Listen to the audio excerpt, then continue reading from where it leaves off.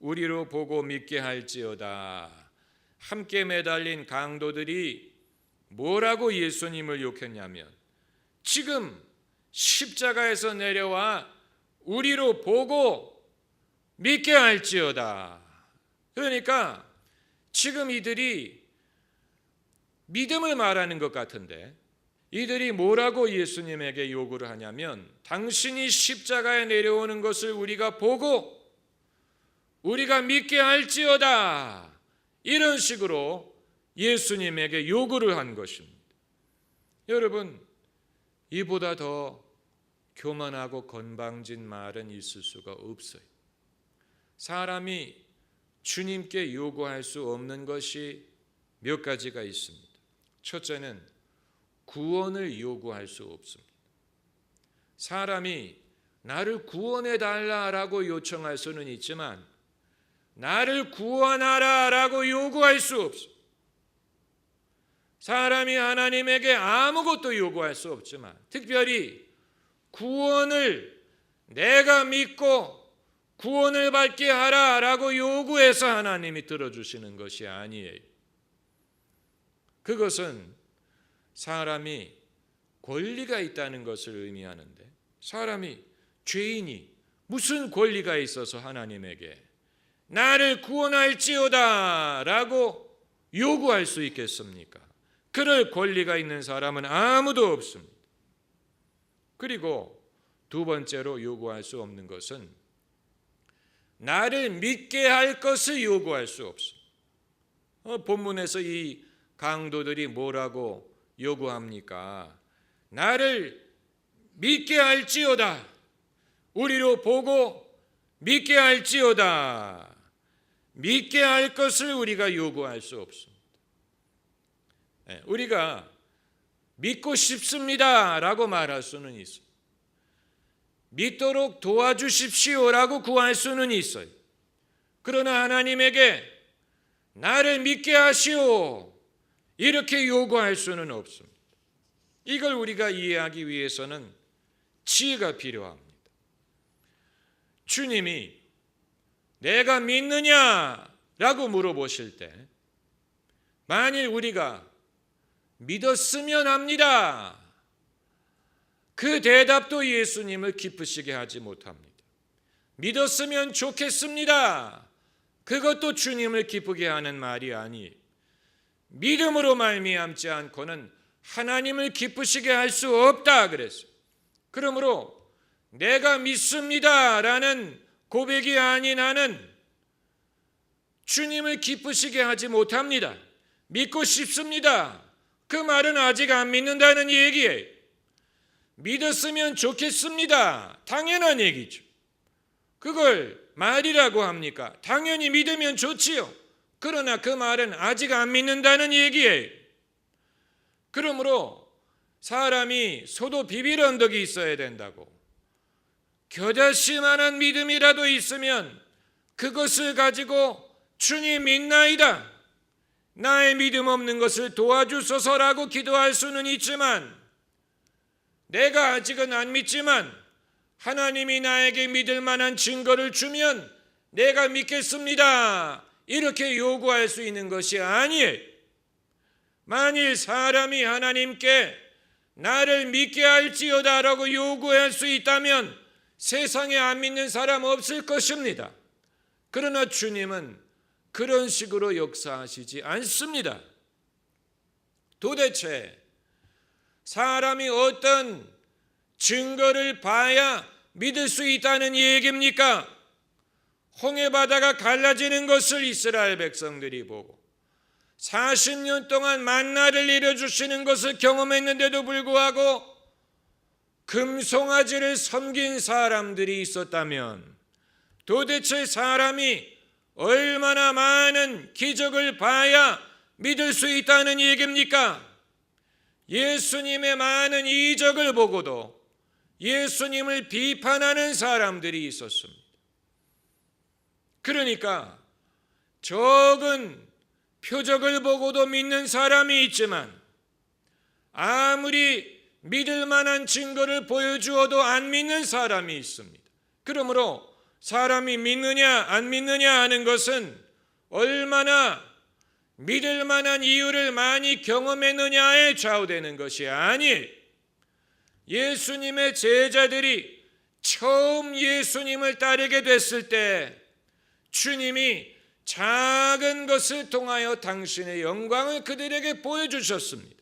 나다나엘 같은 경우는 그를 처음 만나는 자리에서 내가 무화과 나무 아래 있을 때 내가 너를 보았도다, 이 한마디 말씀에 나다나엘은 예수님이 누구신지를 알았어요.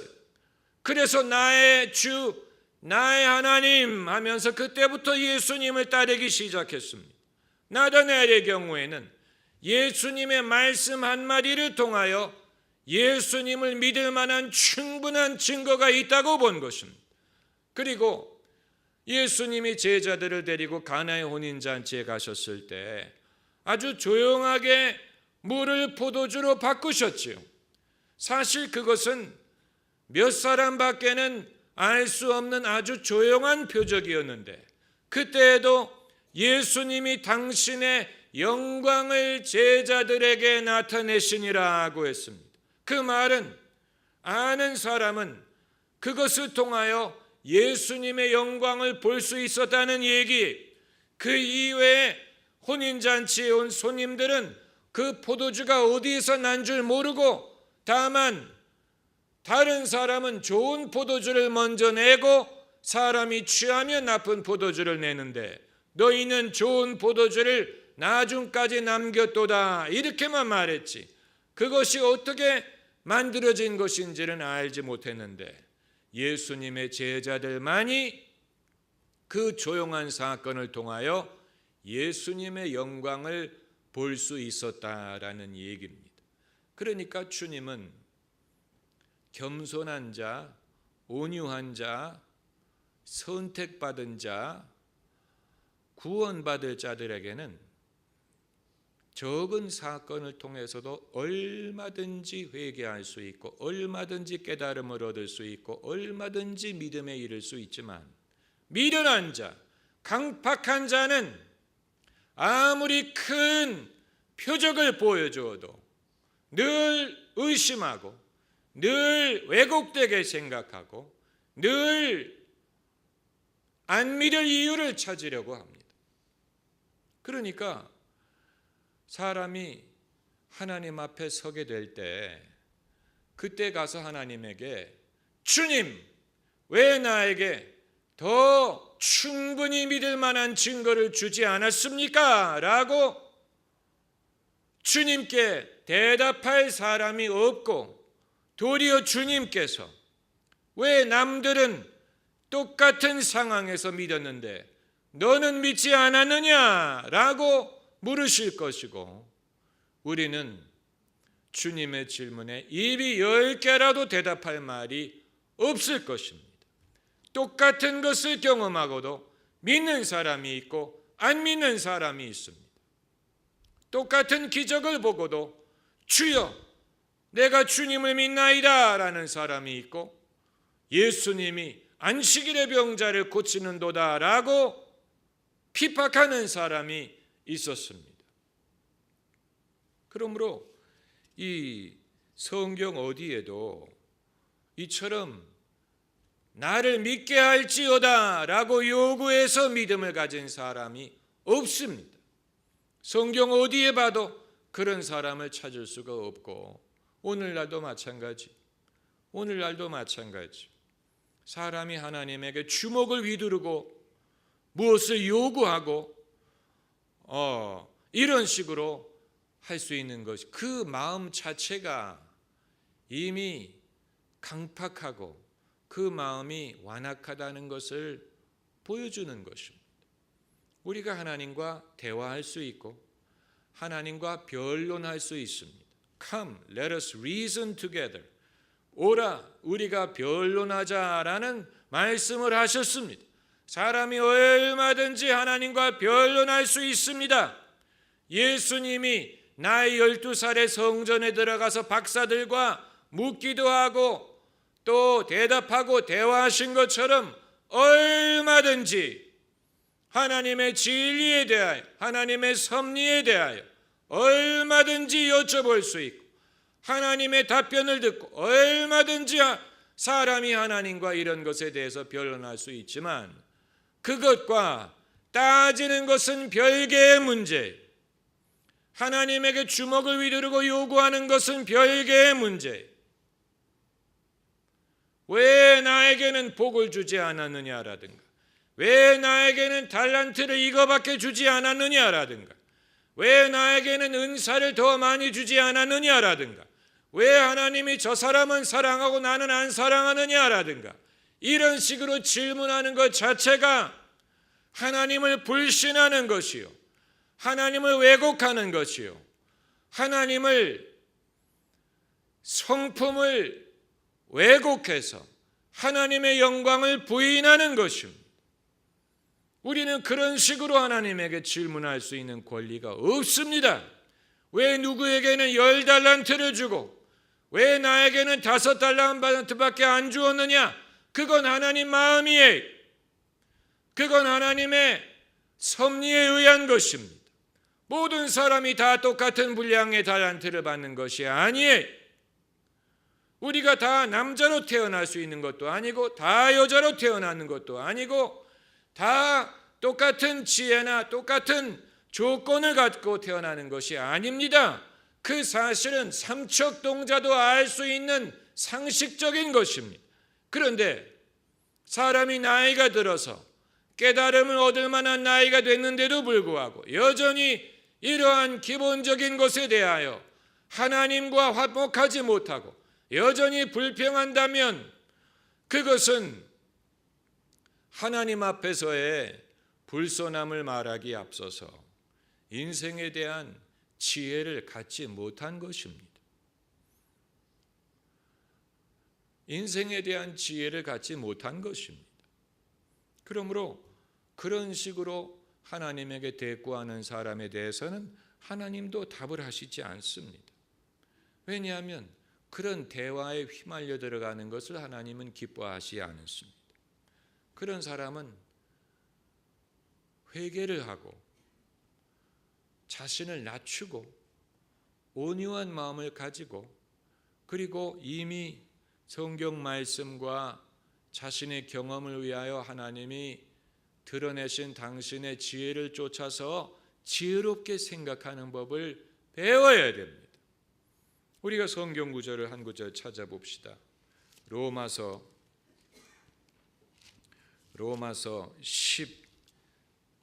12장 3절 말씀에, 로마서 12장 3절 말씀에 같이 읽으십시다. 내게 주신 은혜로 말미암아 너희 중 각 사람에게 말하노니 마땅히 생각할 그 이상의 생각을 품지 말고 오직 하나님께서 각 사람에게 나눠주신 믿음의 분량대로 지혜롭게 생각하라. 이것은 무엇에 대해서 생각하라는 말이냐? 자기 자신에 대해서 지혜롭게 생각하라는 얘기. 너희 중 각 사람에게 말하노니 마땅히 생각할 그 이상의 생각을 품지 말고, 무엇에 대하여? 자기 자신에 대하여. 자기 자신에 대하여 어떻게 지혜롭게 생각하라는 얘기입니까? 각 사람에게 나눠주신 믿음의 분량대로, 하나님이 각 사람에게 나눠주신 분량대로, 그것이 달란트든 은사든 삶의 조건이든 믿음이든 하나님이 나눠주신 분량대로 지혜롭게 생각하면 됩니다. 그것으로 충분합니다. 그것으로 얼마든지 자신의 목적이든 행복이든 하나님의 거룩한 뜻이든 얼마든지 이룰 수 있습니다. 얼마든지 이룰 수 있습니다. 내가 남이 가진 분량을 가져야만 내가 소원하는 거룩한 선한 목적을 이룰 수 있는 것이 아닙니다. 여러분, 이것은 늦기 전에 깨달아야 될 부분이, 이 비틀즈를 모르면 이 지구 사람이 아니에요. 비틀즈가 얼마나 이 팝 음악에 얼마나 큰 영향을 끼쳤습니까? 비틀즈 전설적인. 그런데 오늘날의 잣대로 그들의 발성이라든가 목소리라든가 연주법이라든가 이런 것을 보면 촌스럽습니다.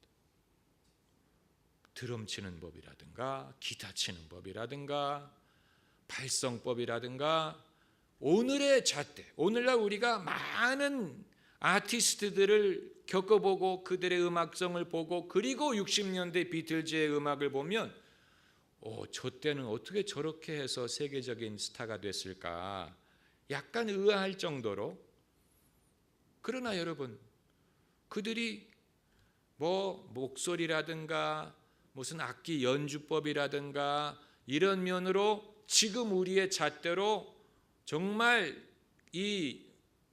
최고의 연주자는 아니었을지 모르지만 그럼에도 그들은 세계적인 스타가 되는데 성공을 했어요. 무슨 말인지 아시겠죠? 그런데 그런 것을 보면서 사람이 자기가 뜻하는 일에 성공적인 결과를 얻기 위하여 반드시 세계에서 최고의 목소리라든가 최고의 연주 기술이라든가 최고의 여건을 가져야만 되는 것이 아니라는 사실을 보여주는 것입니다. 반드시 객관적으로 최고의 기술을 갖지 않더라도 자신의 재능을 충분히 발휘하고 그것을 사람들에게 충분히 전달할 수만 있으면 제한된 재능을 가지고도 얼마든지 사람들의 관심을 끌고 사람들이 좋아하고 사람들이 즐겨 듣는 음악을 만들 수가 있다는 것을 보여주는 것입니다. 이건 음악뿐만이 아니고 모든 면에 마찬가지예요. 모든 면에 마찬가지. 그렇기 때문에 내게 주신 믿음의 분량대로 이건 믿음뿐만이 아니고 은사든 모든 것을 다 포함한다고 보면 됩니다. 우리가 천국에 가서 주님 앞에 서게 될 때 그때 아마 깨닫게 될 것입니다. 이 세상에는 나보다 달란트를 적게 받았는데도 더 큰 일을 한 사람들이 많았구나. 나보다 더 열악한 환경에서 살았지만 더 큰 일을 한 사람들이 많았구나. 그때 가서 깨닫게 될 것입니다. 그러니까 이 세상에서 우리가 섣불리 갖고 있는 불만이 정당한 것이 아니라는 얘기, 지혜롭게 생각한 것이 아니었다는 얘기입니다. 주님의 말씀이 옳은 말씀, 각 사람에게 말하노니 각 사람 예외가 없어요. 각 사람에게 말하노니 마땅히 생각할 그 이상의 생각을 품지 말고 오직 하나님께서 각 사람에게 나눠주신, 하나님이 나눠주지 않은 사람이 없어요. 나는 아무것도 받은 게 없다라고 생각하면 안 돼요. 하나님이 각 사람에게 나눠주신 분량이 있는데 그것은 그 사람의 필요에 충분한 만큼입니다. 할렐루야. 그 사람의 필요에 충분한 만큼을 나눠주셨습니다. 그러므로 우리의 몫은 그것을 감사함으로 받아서 그것을 가지고 최선을 다해서 살면 얼마든지 우리가 원하는 행복이든 의로움이든 선한 열매를 맺고 나도 행복하고 남도 행복하게 만들고 살 수 있다는 얘기입니다. 그런데 그렇게 지혜롭게 생각하지 못하는 사람은 자기도 불행하고 남도 불행, 자기도 늘 불행해, 늘 자기를 볶아요. 그리고 자기만 볶는 게 아니고 남을 볶아요. 자기도 불행하고 남도 불행해. 왜 그렇습니까? 이게 누구의 잘못입니까? 하나님의 잘못 때문에 그렇다고 말할 것입니까? 그건 지혜롭지 못하게 생각하는 것이죠. 지혜롭지 못하게 생각하는 것이죠. 사람이 자기가 괴로우면 남을 볶습니다. 덜 볶습니다. 말 한마디를 해도 비꼬는 말을 하고 흉보는 말을 하고 탓하는 말을 합니다. 본인도 그게 절제가 안 됩니다. 왜냐하면 자기 안에 쓴 뿌리가 있기 때문에 입을 열면 자기 마음속에 있는 생각을 말하는, 사람이 은연중에 자기 생각을 말할 때가 많이 있죠. 그래서 아무개는 요즘에 무슨 새 차를 샀더라? 그건 마음속에 시기하고 있다는 얘기. 남이 무슨 차를 사고 무슨 차를 타고 다니든 who cares? 그걸 왜 마음속에 두고 말합니까? 아무개가 요즘에 새 옷 입었더라? 그걸 보고 시기하고 있다는 얘기예요. 예. 아무개가 나를 보고 지나가면서 픽 웃는데 비웃는 것 같더라? 아니, 웃는 게 왜 남이 웃는 걸 가지고 탓을 합니까? 그건 자기가 마음속에 콤플렉스가 있기 때문에 누가 웃기만 해도 저 사람이 나를 비웃는구나 이렇게 생각하는 것입니다. 그러니까 사람이 은연중에 하는 말이 그 사람의 감정 상태를 반영하는데, 은연중에 하는 말 중에 사실 아름다운 말, 선한 말을 하는 사람보다는 추한 말을 하는 사람들이 사실은 더 많아요. 아무개가 요즘에 지나가면서 보니까 예뻐졌더라. 이런 말 하는 사람은 마음이 예쁜 사람이고, 아무개가 보니까 요즘에 살쪘더라. 이건 마음이 어글리한 사람이 왜 남이 살찐 거 가지고 그렇게 화제거리를 삼으려고 합니까? 아무렴 어때? 아무렴 어때? 왜 그런 말을 합니까? 왜 그런 것을 주목하려고 합니까? 왜 마음속에 그런 카테고리를 가지고 생각을 하려고 합니까? 남이야. 왜 그런 것을 가지고 화제거리를 삼으려고 하는지 도무지 알 수가 없어. 그건 그만큼 자신이 자신의 존재에 대해서 행복하지 못하기 때문에 그런 식으로라도 남에 대해서 비판하는 말을 함으로써 상대적인 어떤 만족을 하려고 하는 것인지는 모르겠습니다만, 제가 말씀드리는 것은 사실 우리 모두에게 해당되는 말이에요. 제가 사람들을 마주하고 사람들이 대화하는 것을 엿들으면서 그런 생각을 할 때 많습니다. 왜 저 사람은 저런 말을 할까? 그런 식으로. 아무개가 어느 대학에 무슨 교수 됐대더라? 그 말을 왜 합니까? 그 이유는 자기가 되지 못한 것에 대해서 한탄하기 때문에 그래요. 평소에 자기 생각이 반영되는, 자기가 되고 싶은데 되지 못했기 때문에 누구와 대화할 때 첫 마디가 그거예요.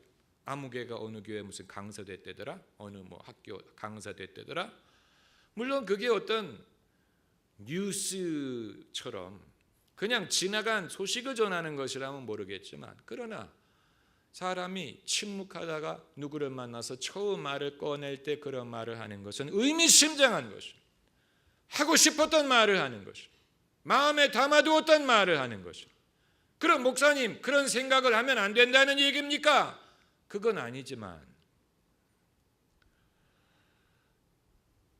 마음속에 행복하지 않은 생각보다는 그럴 수도 있지. 아무개는 잘 풀린 모양이군. good for him. 잘 됐네. 그러나 나는 나의 갈 길이 있다. 이런 식으로 자꾸만 이 긍정적으로 하나님이 내게 주신 은혜와 하나님이 내게 허락하신 것을 찾고 그것으로 감사하고 그것으로 하나님의 뜻을 이루려고 애를 써야지. 그게 아니고 내가 갖고 싶었는데 내가 갖지 못하고 남이 가진 것에 대해서 생각을 하게 되면 늘 남의 떡이 더 커 보이는 것입니다. 늘 남이 더 잘 나가는 것처럼 보이고 자기가 불행한 것처럼 보이고 운이 나쁜 것처럼 여기고 그렇게 되지 않습니까? 제 말이 지나쳤습니까? 아니면 전곡을 찌른 것입니까? 이건 인간의 심리를 말하는 사람의 말. 사람이 자기의 마음을 숨기고 말을 안 하는 것처럼 보이지만 그러나 은연중에 던지는 말 속에 그 사람의 진실이 담겨 있습니다. 그것을 보고 이 사람의 관심사가 여기에 있구나. 관심사. 그래서 애들은 애들하고 대화해 보면 엄마는 KFC가 좋아? 맥도날드 좋아? 그건 애들의 관심사가 거기 있기 때문에 그런 거. 그건 그들이 시장 조사를 하는 게 아니에요. 시장 조사를 하는 게 아니고 걔들 마음에는 KFC하고 맥도날드밖에 없는 거예요. 그런데 이제 나중에 좀 크게 되면 이제 관심사가 달라지겠지. 저의 관심사가 뭔지를 알고자 하시면 저에게 불쑥 질문을 하시면 됩니다. 불쑥 질문을 하고 제가 무슨 대답을 하는지 들어보시면 목사님이 요즘에 이런 것에 대해서 관심이 있구나 하는 것을 알게 되실 텐데 할렐루야라는 말이 나오면 다행이고 하나님께 감사하라라는 말이 나오면 정말 감격스러운 일이고 하나님의 은혜가 족합니다라는 말이 나오면 김 목사님은 진짜다 이렇게 하시면 되고 내가 힘들어 죽겠어 이런 말이 나오면 목사님을 위해서 내가 기도해야 되겠구나 이렇게 아시면 됩니다. 할렐루야. 자, 그런데 오늘 읽은 마가복음에는 이 두 놈의 강도들이 예수님에게 십자가에서 내려와 우리로 보게 하고 믿게 할지어다 이렇게만 말했다고 기록이 되어 있지만 우리가 알기로 누가복음에는 그 중에 한 명이 예수님에게 주님 나라 임하실 때 나를 기억하소서라고 했다고 알고 있는데 왜 마가는 그거는 포함시키지 않고 두 명이 다 예수님을 욕한 것만 기록을 했느냐? 이것은 이제 한 사람이 그 모든 것을 다 말할 수 없기 때문에 그런 것입니다. 시간적인 차이가 있었을 것이라고 볼 수 있습니다. 마가는 이 두 명의 강도가 초반부에 한 말을 기록을 했고 누가는 누가복음으로 가서 누가복음 몇 장입니까? 누가복음 23장에 가서 보면 이들의 한 말이 나옵니다. 누가복음 23장 39절을 보면 이 39절을 보면 달린 행악자 중 하나는 비방하여 가로되 내가 그리스도가 아니냐 너와 우리를 구원하라 하되 한 사람은 그 사람을 꾸짖어 가로되 내가 동일한 정죄를 받고서도 하나님을 두려워 아니하느냐 우리는 우리의 행한 일에 상당한 보응을 받는 것이니 이에 당연하거니와 이 사람의 행한 것은 옳지 않은 것이 없느니라 하고 가로되 예수여 당신의 나라에 임하실 때 나를 생각하소서. 마가복음과 누가복음의 기록 사이에 시간적인 간격이 있었으리라고 봅니다. 예수님이 6시간 매달려 계셨으니까 6시간 동안에 두 명의 강도 중에 한 사람의 심경의 변화가 일어나. 처음에는 이 사람도 예수님을 탓했어요. 그리고 당신이 십자가에서 내려와 우리로 보게 하고 우리를 믿게 할지어다 라고 말을 했는데 예수님이 십자가에서 안 내려오셨어요. 묵묵히 십자가의 순환을 당하셨어요.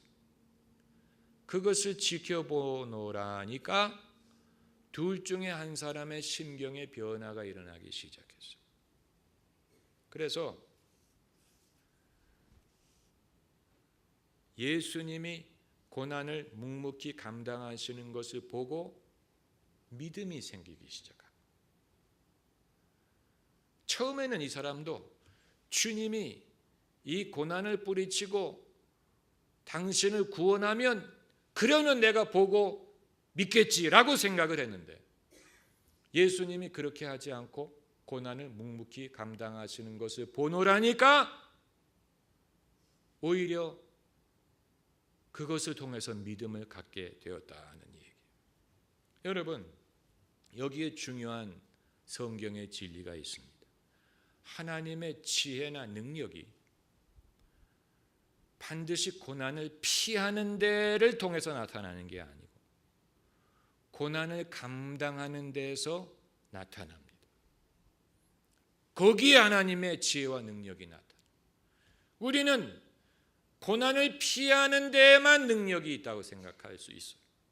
당연히 피해야죠. 재난이든 가난이든 어려움이든 피해야 그게 믿음이지. 피해야 거기 하나님의 능력이 있는 것이지. 묵묵히 당하는 것, 그건 누구든지 할 수 있지. 그건 연약함이지. 그게 어떻게 하나님의 능력이냐라고 생각을 할 수 있지만 만약에 그렇다면 왜 하나님은 당신의 아들이 연약하게 십자가에 달려 죽게 하셨습니까? 그렇죠. 그래서 그 구절에 대하여, 그 사건에 대하여 바울이 뭐라고 말했냐면 고린도전서 1장 22절에 찾지 마세요. 유대인은 표적을 구하고 헬라인은 지혜를 찾으나 우리는 십자가에 못 박힌 그리스도를 전하니 오직 부르심을 입은 자들에게는, 따라해보세요. 오직 부르심을 입은 자들에게는. 그러니까 회개한 강도가 부르심을 입은 자였어요.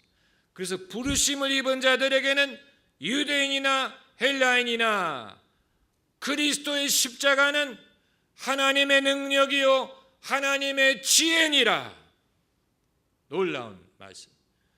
하나님의 능력이 십자가에서 내려오는 데 있는 게 아니고 예수님의 십자가가 하나님의 능력이요 하나님의 지혜라 그랬어요.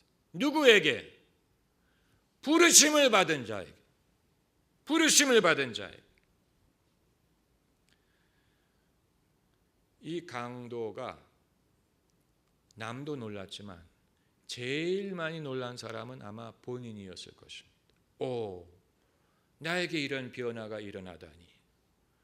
내가 조금 전까지만 해도 예수님 보고 십자가에서 내려와 우리로 그것을 보고 믿게 할지어다 라고 말하는데 동참했는데 예수님이 묵묵히 고난을 당하시는 것을 보노라니까 거기에서 뭔가 하나님이 느껴지는, 하나님의 지혜가 여기 있구나.